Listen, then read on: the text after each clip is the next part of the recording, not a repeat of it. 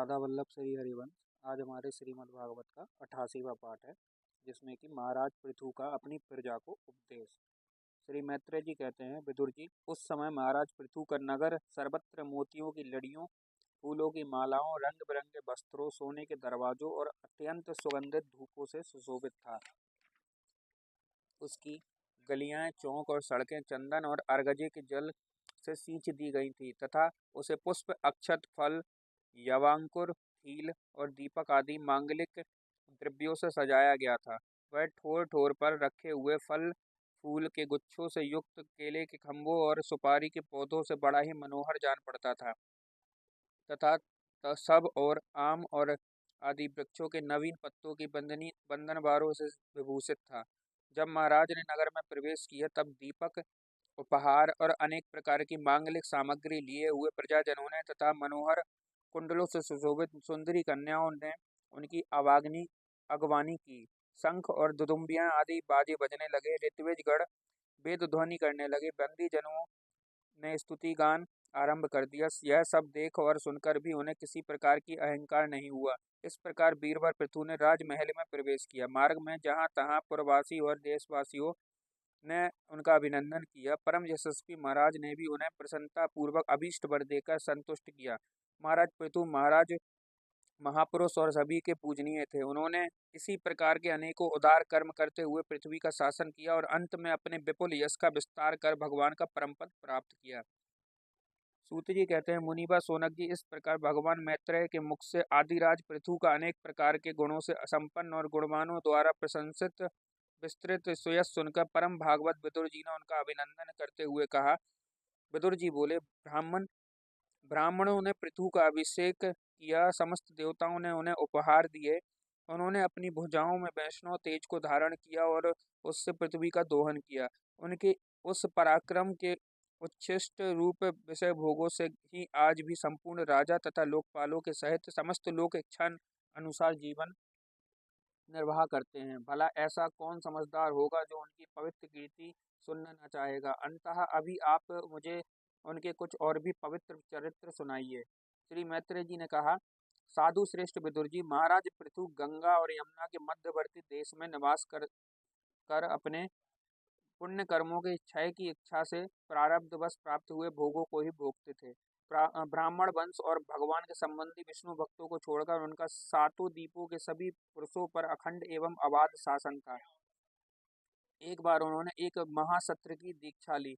उस समय वहां देवताओं, ब्रह्मर्षियों और राजर्षियों का बहुत बड़ा एक समाज एकत्र हुआ। उस समाज में महाराज पृथु ने उन पूजनीय अतिथियों का यथा योग्य सत्कार किया और फिर उस सभा में नक्षत्र मंडल में चंद्रमा के समान खड़े हो गए। उनका शरीर ऊंचा, भुजाएं भरी और विशाल, रंग गोरा, नेत्र कमल के समान सुंदर और अरुण वर्ण, नासिका सुगण, मुख मनोहर, स्वरूप सौम्य, कंधे ऊंचे और मुस्कान से युक्त दंपति सुंदर थी। उनकी छाती चौड़ी, कमर का पिछला भाग स्थूल और उदर पीपल के पत्ते के समान सुडौल तथा बल पड़े हुए होने से और भी सुंदर जान पड़ता था। नाभि और भंवर के समान गंभीर थी। शरीर तेजस्वी था। जंघाएं स्वर्ण के समान देदीप्यमान थीं तथा पैरों के पंजे उभरे हुए थे। उनके बाल बारीक, घुंघराले, काले और चिकने थे। गर्दन शंख के समान उतार चढ़ाव वाली तथा रेखाओं से युक्त थी और वे उत्तम बहुमूल्य धोती पहने और वैसे ही चादर ओढ़े थे। दीक्षा के नियमानुसार उन्होंने समस्त आभूषण उतार दिए थे। इसी से उनके शरीर के अंग प्रत्यंग की शोभा अपने स्वाभाविक रूप में स्पष्ट झलक रही थी। वे शरीर पर कृष्ण मृग का चर्म और हाथों में कुशा धारण किए हुए थे। इससे उनके शरीर की कांति और भी बढ़ गई थी। वे अपने सारे नित्य कृत्य यथाविधि संपन्न कर चुके थे। राजा पृथु ने मानो सारी सभा को हर्ष से साराबोर करते हुए अपने शीतल और स्नेहपूर्ण नेत्रों से चारों ओर देखा और फिर अपना भाषण प्रारंभ किया। उनका भाषण अत्यंत सुंदर, विचित्र पदों से युक्त, स्पष्ट, मधुर, गंभीर एवं निस्संक था। मानो उस समय वे सबका उपकार करने के लिए अपने अनुभव का ही अनुवाद कर रहे हो। राजा पृथु ने कहा, सज्जनों, आपका कल्याण हो। आप महानुभाव जो यहाँ पधारे, मेरी प्रार्थना सुने। जिज्ञासु पुरुषों को चाहिए कि संत समाज में अपने निश्चय का निवेदन करें। इस लोक में मुझे प्रजाजनों का शासन, उनकी रक्षा और उनकी आजीविका का प्रबंध तथा उन्हें अलग अलग अपनी मर्यादा में रखने के लिए राजा बनाया गया है। अतः इनका यथावत पालन करने से मुझे उन्हीं मनोरथ पूर्ण करने वाले लोगों की प्राप्ति होनी चाहिए, जो वेदवादी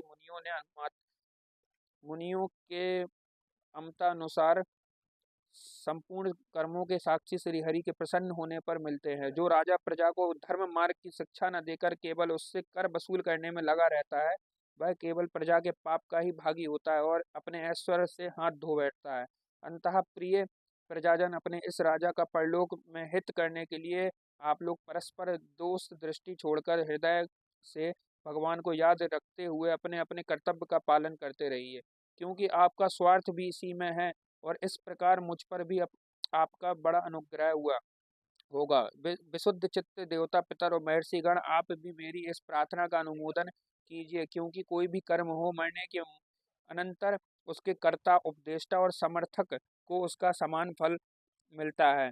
माननीय सज्जनों, किन्हीं श्रेष्ठ महानुभावों के मत में तो कर्मों का फल देने वाले भगवान यज्ञपति ही हैं, क्योंकि यह लोक और परलोक दोनों ही जगह कोई कोई शरीर बड़े तेजोमय देखे जाते हैं। मनु, उत्तानपाद, महीपति, ध्रुव, राजर्षि प्रियव्रत, हमारे दादा अंग तथा ब्रह्म, शिव, प्रहलाद, बलि और इसी कोटि के अन्य अन्य महानुभावों के मत में तो धर्म, अर्थ, काम, मोक्ष चतुर्वर्ग तथा स्वर्ग और उपवर्ग के स्वाधीन नियामक कर्म फलदाता रूप से भगवान गदाधर की आवश्यकता है ही। इस विषय में तो केवल मृत्यु के दोहित्र बेन और आदि कुछ सोचनीय और धर्म विमूढ़ लोगों का ही मतभेद है।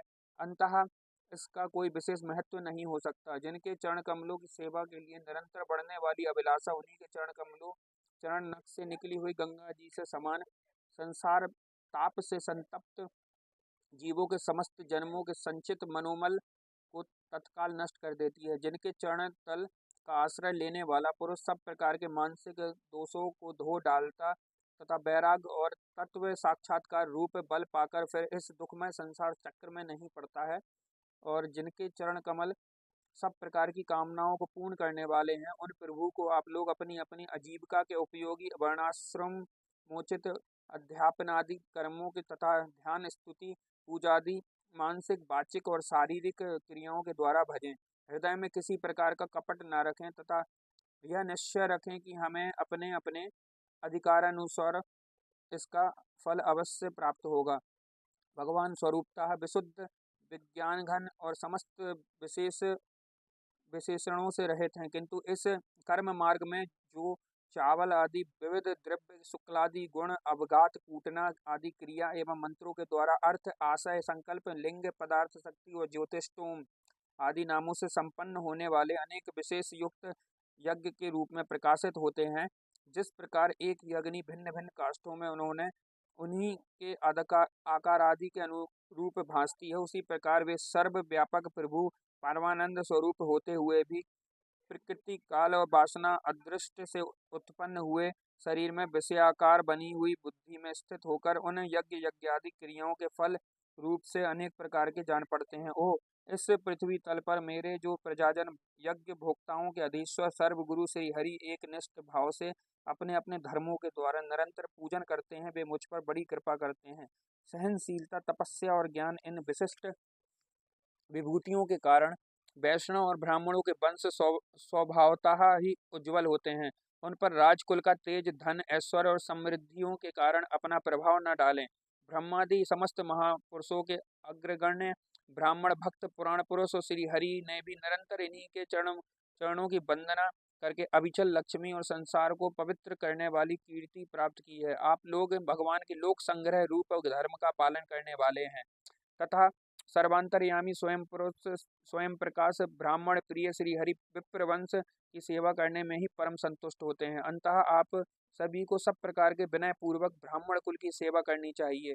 इनकी नित्य सेवा करने से शीघ्र ही चित्त शुद्ध हो जाने के कारण मनुष्य स्वयं ही ज्ञान और अभ्यास आदि के बिना ही परम शांति रूप मोक्ष प्राप्त कर लेता है। अंतः लोक में इन ब्राह्मणों से बढ़कर दूसरा कौन है जो भविष्य भोजी देवताओं का मुख हो सके। उपनिषदों के ज्ञान परक वचन एकमात्र जिनमें ही गतार्थ होते हैं, वे भगवान अनंत इंद्रियादि यज्ञीय देवताओं के नाम से तत्व ज्ञानियों द्वारा ब्राह्मणों के मुख से श्रद्धा पूर्वक हवन किए हुए पदार्थ को जैसे चावल से ग्रहण करते हैं, वैसे चेतना शून्य अग्नि में होमे हुए द्रव्य को नहीं ग्रहण करते। सभ्यगण जिस प्रकार स्वच्छ दर्पण में प्रतिबिंब का भान होता है, उसी प्रकार जिससे उस संपूर्ण प्रपंच का ठीक ठीक ज्ञान होता है, उस नित्य शुद्ध और सनातन ब्रह्म वेद को जो परमार्थ तत्व की उपलब्धि के लिए श्रद्धा, तप, मंगलमय आचरण, स्वाध्याय, विरोधी वार्तालाप के त्याग तथा संयम और समाधि के अभ्यास द्वारा धारण करते हैं, उन ब्राह्मणों के चरण कमलों की धूलि में आयु और प्रयत्न अपने मुकुट पर धारण करूं, क्योंकि उसे सर्वदा जिस पर चढ़ाते रहने से मनुष्य के सारे पाप तत्काल नष्ट हो जाते हैं और संपूर्ण गुण उसकी सेवा करने लगते हैं। उस गुणवान, शील संपन्न, कृतज्ञ और गुरुजनों की सेवा करने वाले पुरुष के पास सारी संप्रदाएं अपने आप आ जाती हैं। अंततः मेरी तो यही अभिलाषा है कि ब्राह्मण कुल, गौवंश और भक्तों के सहित श्री भगवान मुझ पर सदा प्रसन्न रहें। श्री मैत्रेय जी कहते हैं, महाराज पृथु का यह भाषण सुनकर देवता, पितर और ब्राह्मण आदि सभी साधु जन बड़े प्रसन्न हुए। साधु साधु यूं कहकर उनकी प्रशंसा करने लगे। उन्होंने कहा, पुत्र के द्वारा पिता पुण्य लोकों को प्राप्त कर लेता है, यह श्रुति यथार्थ है। पापी बेन ब्राह्मणों के शाप से मारा गया था, फिर भी इनके पुण्य बल से उसका नरक से निस्तार हो गया। इसी प्रकार हिरण्याकशिपु भी भगवान की निंदा करने के कारण नरकों में गिरने वाला ही था, और कि अपने पुत्र प्रहलाद के प्रभाव से उन्हें पार कर गया। वीरवर पृथु जी, आप तो पृथ्वी के पिता ही हैं और सब लोगों के एकमात्र स्वामी श्री हरि में ही आपकी ऐसी अविचल भक्ति है, इसलिए आप अनंत वर्षों तक जीवित रहें।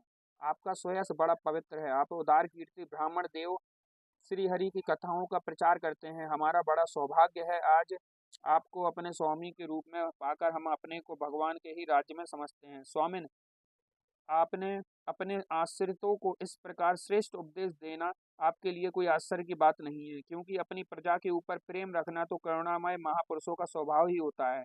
हम लोग प्रारब्ध बस विवेकहीन होकर सांसारिक संसारारण्य में भटक रहे हैं। जो प्रभु, आज आपने हमें इस अज्ञान अंधकार के पार पहुंचा दिया। आप शुद्ध सत्वमय परम पुरुष हैं, जो ब्राह्मण जाति में प्रविष्ट होकर क्षत्रियों की और क्षत्रिय जाति में प्रविष्ट होकर ब्राह्मणों की तथा दोनों जातियों में प्रतिष्ठित होकर सारे जगत की रक्षा करते हैं। हमारा आपको नमस्कार है। श्री कृष्णाम चरण अस्तु।